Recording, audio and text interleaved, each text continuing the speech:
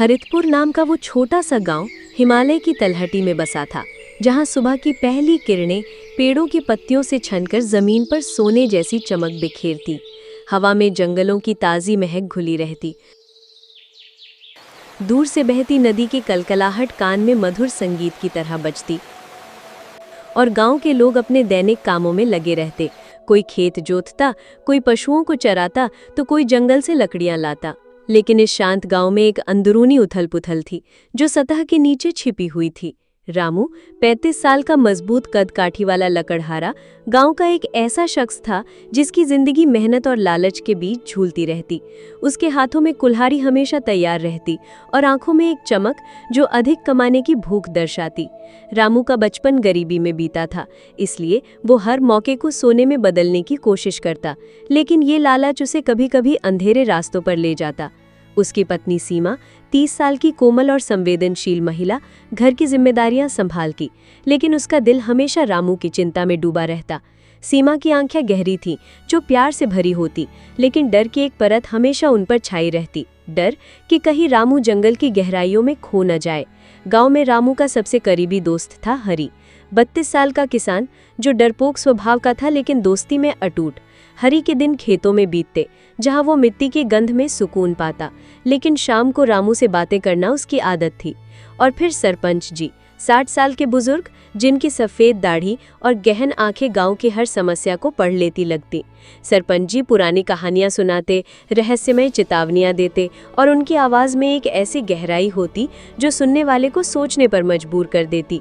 ये चारों गांव के जीवन की धुरी थे, लेकिन आज का दिन सब कुछ बदलने वाला था। एक ऐसा दिन जहां लालच की एक छोटी चिंगारी एक विशाल आग में बदलने वाली थी।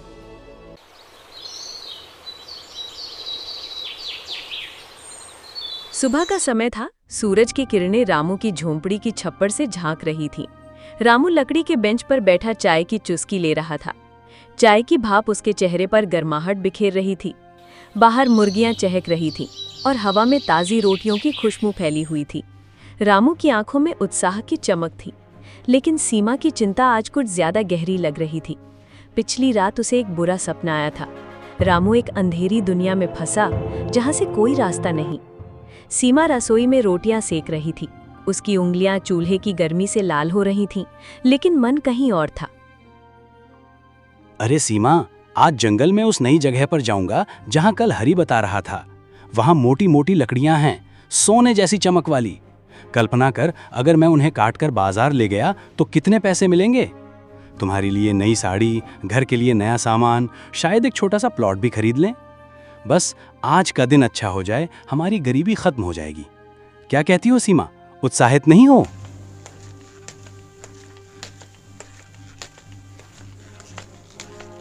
रामू, तुम हर रोज ऐसी बातें करते हो, लेकिन मेरे दिल को चैन नहीं मिलता। जंगल कितना खतरनाक है तुम जानते हो ना। कल रात सपने में मैंने देखा तुम एक अंधेरी मायावी दुनिया में फंसे हो, जहां हर तरफ धोखा और डर। मैं चिल्लाती रही लेकिन तुम नहीं लौटे। सरपंजू कहते हैं कि जंगल की गहराई में कुछ ऐसी शक्तियां हैं जो लालची को खींच लेती हैं। कृपया मत जाओ रामू, मैं तुम्हारी चिंता में रात नहीं सो पाती। दिल ऐसे धड़कता है जैसे कोई अनहोनी होने वाली हो। अगर कुछ हो गया तो मैं क्या करूंगी? हमारा ये छोटा सा घर, हमारी सारी यादें, सब तुम पर टिकी हैं। मुझे डर लगता है, बहुत डर। क्या तुम मेरी बात नहीं मानोगे? सीमा की आवाज में गहरा प्यार और डर का मिश्रण था, जैसे कोई तूफान आने से पहले की शांति। उसकी आंखों से आंसू टपक रहे थे जो रामू के दिल को छू गए, लेकिन लालच की आग अभी बुझी नहीं थी। रामू ने उसका हाथ झटका, लेकिन उसके मन में एक छोटा सा संदेह पैदा हो गया। क्या सीमा का सपना कोई संकेत है? वो कुल्हाड़ी उठाकर बाहर निकल गया। उसके कदमों की धमक जमीन पर गूंज रही थी। गांव के पगडंडी वाले रास्ते पर हरी मिला, जो अपने खेत से लौट रहा था। हरी के हाथों में मिट्टी लगी हुई थी, चेहरे पर पसीने की बूंदें चमक रही थी और वो मुस्कुरा रहा था, लेकिन उसकी आंखों में एक छिपा डर था। हरी ने रामू को देखकर रोक लिया, क्योंकि उसे सरपंच जी की कहानियां याद आ रही थी, कहानियां जो रातों को डराती। क्या रामू भाई, आज फिर वही जंगल की राह? देख, सूरज कितना तेज चमक रहा है, लेकिन मुझे लगता है आज कुछ गड़बड़ है। मैं कहता हूं मेरे साथ आ, खेत में हाथ बटा। कल शाम सरपंच जी बता रहे थे कि जंगल में एक पुराना वृक्ष है जो लोगों को गायब कर देता है। सुना है वहां भूत प्रेत घूमते हैं और जो जाता है वो लौटता नहीं। कभी कभी उनकी चीखें हवा में गूंजती हैं। तू मजबूत है, लेकिन मैं डरता हूं तेरे लिए भाई। अगर कुछ हुआ तो सीमा भाभी का क्या होगा? मैं तो रात सो नहीं पाया, सोचता रहा कि तू जाएगा तो मैं भी साथ चलूं, लेकिन डर लगता है। चल आज छोड़ दे, कल देखेंगे। अरे हरी, तू तो हमेशा डरता रहता है, जैसे कोई बच्चा जो अंधेरे से डरता हो। मैं रोज जाता हूँ, कभी कुछ हुआ? सरपंच जी की कहानियां बस डराने के लिए हैं, ताकि लोग जंगल ना जाएं। आज अगर अच्छी लकड़ियां मिली तो तुझे भी हिस्सा दूंगा, तेरे खेत के लिए नई हल। शाम को मिलते हैं, तेरी बीवी के लिए कुछ लकड़ियां ले जाना। और हाँ, अगर कुछ हुआ तो तू मुझे ढूंढने आना डरपोक। हरी ने सिर हिलाया, लेकिन उसके चेहरे पर चिंता की गहरी रेखाएं उभर आई। वो मन ही मन प्रार्थना करने लगा, जैसे कोई अनहोनी का अंदेशा हो। रामू आगे बढ़ गया, उसके कदमों से धूल उड़ रही थी। गांव के बीचों बीच चबूतरा था, जहां सरपंच जी बैठे थे। सरपंच जी एक पुरानी पीली पड़ी किताब पढ़ रहे थे। किताब के पन्नों से समय की धूल झड़ रही थी। उनकी आंखें गहरी सोच में डूबी हुईं, जैसे वे भविष्य पढ़ रहे हों। रामू को देखकर उन्होंने किताब बंद की और उसे बुलाया। सरपंच जी की आवाज में आज एक अतिरिक्त गंभीरता थी, जैसे वो जानते हों कि क्या होने वाला है। एक ऐसा रहस्य जो गांव की पुरानी कहानियों से जुड़ा था। बेटा रामू, रुक जाओ एक पल। मैं देख रहा हूं तुम्हारी आंखों में लालच की चमक है और तुम जंगल की गहराई में जा रहे हो। पुरानी कहानियां हैं जो मैंने अपने दादा से सुनी। वहां एक मायावी वृक्ष है जो लालची आंखों को अपनी दुनिया में खींच लेता है। वो दुनिया धोखे की है, जहां हर कदम पर मौत नाचती है, सस्पेंस हर सांस में छिपा है और धोखे की परतें इतनी गहरी कि इंसान खुद को ही भूल जाता है। मैंने खुद एक बार देखा था, एक लकड़हारा गया और कभी नहीं लौटा, सिर्फ उसकी चीखें हवा में बाकी रहीं।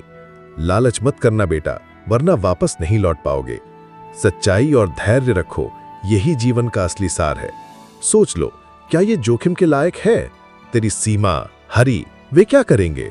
जी सरपंच जी, आपकी बात सही है और आपकी कहानियां मुझे डराती भी हैं, लेकिन मैं सावधान रहूंगा।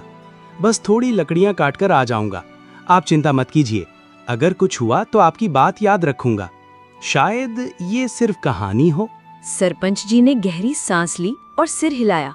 उनकी आंखों में चिंता की एक लहर दौड़ी। रामू निकल गया, लेकिन उसके मन में अब एक छोटा सा बादल छा गया था। जंगल घना था, पेड़ों की छाया में अंधेरा छाया रहता, पत्तियों की सरसराहट जैसे कोई फुसफुसा रही हो। रामू लकड़ियां काट रहा था, उसके माथे पर पसीने की बूंदें चमक रही थीं, कुल्हाड़ी की आवाज जंगल में गूंज रही थी। तभी उसे वो अजीब पेड़ दिखा। ट्रंक सोने जैसा चमकता, पत्ते हवा में नाचते जैसे जीवित हों, और हवा में एक मीठी लेकिन रहस्यमयी खुशबू। रामू की आंखें चमक उठी, लालच ने उसे पूरी तरह घेर लिया। ये क्या चमत्कार है? सोने का पेड़, अगर काट लिया तो जीवन बदल जाएगा। सीमा खुश, हरी को हिस्सा, गांव में इज्जत। लेकिन सरपंच जी की बात, क्या ये वही वृक्ष है? नहीं, ये बस एक पेड़ है। बस एक कोशिश, क्या होगा? जैसे ही रामू ने कुल्हाड़ी चलाई, पेड़ से एक चमकदार रोशनी निकली। हवा तेज हो गई, जैसे कोई तूफान आ रहा हो। दुनिया घूम गई। रामू के कान में चीखें गूंजी और उसे अंदर खींच लिया। वो चक्कर खाता हुआ गिरा। उसके शरीर पे ठंडी हवा की चुभन महसूस हुई। जब आंखें खोली तो वो एक पूरी तरह अलग दुनिया में था। मायावी दुनिया, जहां सब कुछ धोखा था। मायावी दुनिया का पहला हिस्सा एक विशाल अंतहीन रेगिस्तान था, जहां रेत के ऊंचे ऊंचे टीले सूरज की तपती रोशनी में लाल पीले चमक रहे थे। सूरज आग की तरह जल रहा था, हवा गर्म लपटों की तरह शरीर को झुलसा रही थी और हर कदम पर रेत पैरों में धंसती, जैसे कोई अदृश्य हाथ खींच रहा हो। रामू रेत पर गिरा, उसके शरीर पर पसीने की धाराएं बह रही थीं, गला सूखा और होंठ फटे हुए। वो उठा, चारों ओर देखा, दूर दूर तक बस रेत का समंदर। कोई पेड़ नहीं, कोई छाया नहीं, सिर्फ नीला आकाश और सूरज की निर्दयी चमक। उसके मन में डर की लहर दौड़ी, जैसे कोई सपना जो हकीकत में बदल गया हो। ये दुनिया असली नहीं लगती थी। हवा में माया का जाल बिछा था, जहाँ हर चीज़ धोखेबाज थी और हर सांस में सस्पेंस छिपा था। रामू को लगा कि वो पागल हो रहा है। उसके कान में गांव की आवाज़ें गूंज रही थी, लेकिन वे दूर लग रही थी। वो चिल्लाया, उसकी आवाज़ रेत में दब गई। ये कहाँ आ गया मैं? हे भगवान, ये क्या जगह है? रेत इतनी गर्म कि पैर जल रहे हैं। सीमा, तेरी आवाज़। हरी, तू कहाँ है? सरपंच जी, आपकी चेतावनी। क्या ये वही माया है? मुझे बाहर निकालो। मैंने गलती की, लालच किया। क्या कोई सुन रहा है या मैं अकेला हूँ हमेशा के लिए? कोई जवाब नहीं आया, सिर्फ हवा की सनसनाहट जो अब डरावनी लग रही थी, जैसे कोई फुसफुसा रहा हो। आगे आओ, आगे आओ। रामू चलने लगा। उसके पैर रेत में धंसते जा रहे थे। हर कदम थकान बढ़ा रहा था। प्यास इतनी तेज कि गला जैसे जल रहा हो, होंठ फटकर खून निकल रहा था।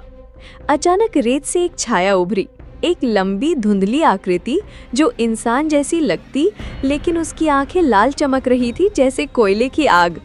ये माया का पहला धोखा था, एक डरावनी हरकत जो रामू को डराने और भ्रमित करने के लिए बनी थी। छाया ने हंसते हुए आवाज दी, जैसे कोई पुराना दोस्त बुला रहा हो, लेकिन उसकी हंसी में एक खोखलापन था।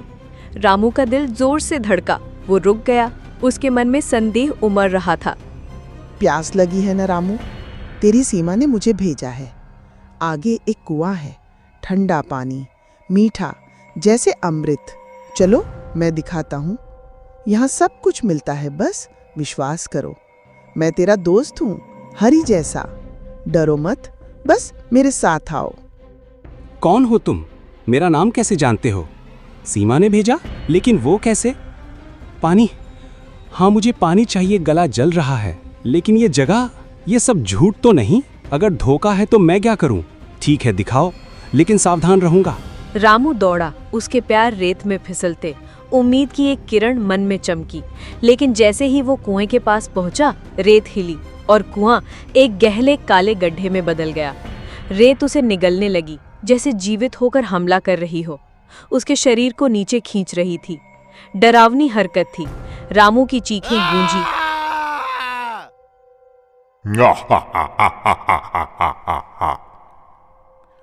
सॉरी दोस्त, हमारा सिस्टम क्रैश हो गया था। इसकी वजह से ही हमारे आधे स्टोरी बन पाई। मैं कोशिश करूंगा कि हर शनिवार को एक मज़ेदार वीडियो आपके लिए बना पाऊं।